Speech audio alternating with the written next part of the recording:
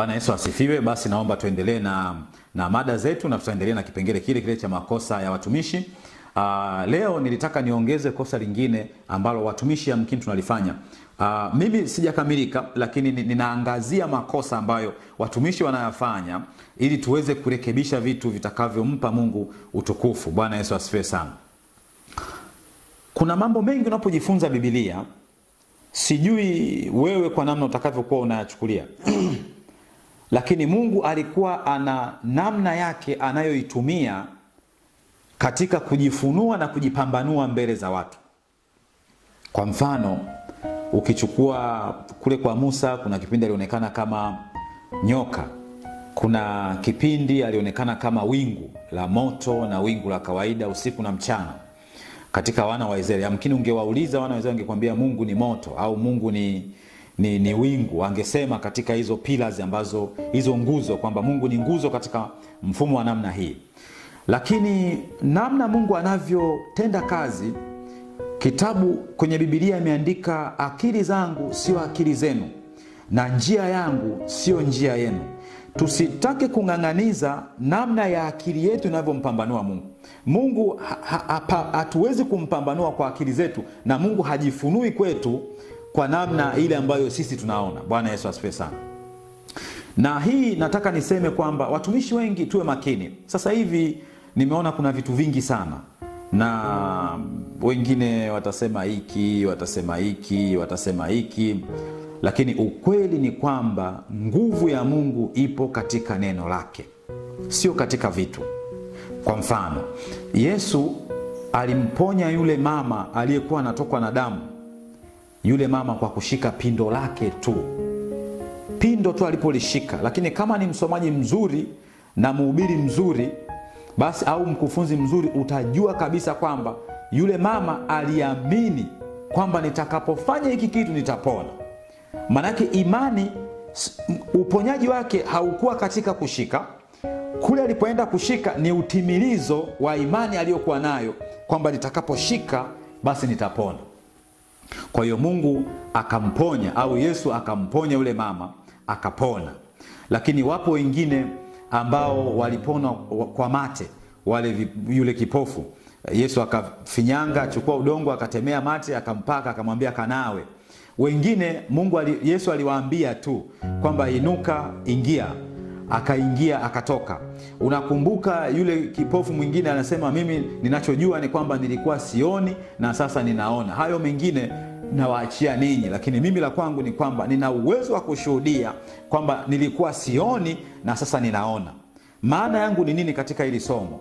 Ni kwamba ni wasihi sana watumishi wa Mungu. Mungu anakupa maono. Anaweza akakupa maono kwenye kitu fulani, lakini isiwe ndio njia pekee ambayo Mungu anaitumia kuponya watoto wake au kuponya watu wake ama kufundisha watu wake. Usikazanie sana. Na unapofanya hivyo, athari yake ni kwamba hawa wanaokuwa chini yako, imani yao inakuwa katika vitu na sio katika Mungu, na wala sio katika neno la Mungu. Sijui kama unaelewa dhambi ambayo unaifanya. Badala ya kuwaelekeza watu wamtegemee Mungu na nguvu za Mungu ambazo zipo katika neno lake na Roho Mtakatifu anayeishi katika vifua vyetu, wewe unamwelekeza mtu wa Mungu, mtoto wa Mungu, unalielekeza taifa la Mungu kuamini katika vitu na sio katika neno la Mungu. Hiki kitu kinaleta shida sana sasa hivi. Mimi nimesikia vitu vingi ambavyo nisingependa nivitaje, kwa sababu channel yetu au huduma yetu haiko hapa kutaka kumkosoa mtu moja kwa moja kwa yale ambayo anayafanya. Lakini tunapokosoa kwa ujumla, tunatamani kuona kwamba mtumishi ambaye unafanya vitu vya namna hiyo uweze kubadilika. Mungu hawezi kuponya, au Yesu hawezi kuponya kwa namna moja kwa kila siku, kwa namna ambayo wewe unataka kuwaaminisha watu nao waongoza. Katika vitu, vitambaa, sijui nini. Kuna watu wameweka nguvu yao, imani yao katika picha, wameweka vitu na nguvu yao, wameinvest nguvu yao ya kiimani katika mambo fulani. Kuna watu wanasema wanaamka asubuhi, kwa hiyo anamwagia mafuta tu, maji au vitu gani, sijui ni anasema neno. Sasa ule ni ushirikina. Unamfundisha mtu kuwa mshirikina. Unaweka imani yake anaiweka katika vitu badala ya kumwamini Mungu. Na kwa namna hiyo anapoona kwamba kama we mtumishi umemfundisha na yamkini limetendeka kwa ukamilifu kwa namna hiyo aliyoamini yeye, anakuwa hana sababu ya kuendelea kumwamini Yesu.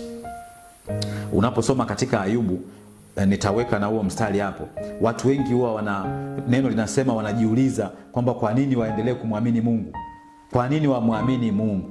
Lakini yamkini ni kwamba hawa wanakuwa hawana uwezo na nguvu ya kumwamini Mungu kwa sababu wewe kama mtumishi umewaelekeza na umeweka imani yao kwenye vitu na sio katika neno la Mungu. Kwa hiyo ninakusii kabisa mtumishi wa Mungu, na yamkini wewe mtoto wa Mungu unayeamini nguvu katika vitu, badala yake elekeza nguvu katika neno la Mungu.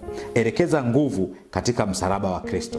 Unapotazama msalaba, amini kwamba yote yanawezekana. Huwa napenda sana mstari mmoja, nitauweka tena hapo chini. Yesu alikuwa akimjibu mtu, akamwambia ukiweza. Manake uwezo, imani ni wewe. Imani ni wewe. Anasema ukiweza, yote yanawezekana kwake yeye aaminie. Ukiweza wewe ndani yako. Sisi kule kwenye majengo yetu ya ibada kuna sala moja wao tunasali halafu tukipiga magoti tunamwomba Mungu atusamee makosa yetu. Lakini yule mtumishi wa Mungu akiinuka anasema ungamo hili likiwa la kweli. Sijui kama mara nyingi watu tunajiuliza kwamba maana yake nini, au tunafanya mambo tu kwa namna nyepesi ya kuzoea tu kwamba neno la Mungu liko namna hiyo na tutembee nalo hivyo. Lakini anasema ungamo hili likiwa la kweli. Manake ule ukweli upo kwako na sio kwake. Kama kweli umeungama ndani ya moyo wako, ukakubali kabisa dhambi ulizozitenda, ukatubu kwa maana ya kutozirudia, manake Mungu anasamehe makosa yako. Lakini kama wewe mwenyewe unalifanya lile tendo kama regular activity tu, ni kama naamka na kupiga mswaki na nasafisha meno, nikitema mate naondoka, narudia tena kesho kutwa na kesho kutwa, utakuwa unajidanganya. Basi nikushukuru kwa kuchukua muda wako. Kwa leo ni hayo machache ambayo ninaamini kabisa kwamba utaenda kuelimika na kujifunza neno la Mungu kwa ajili ya utukufu wake. Amen.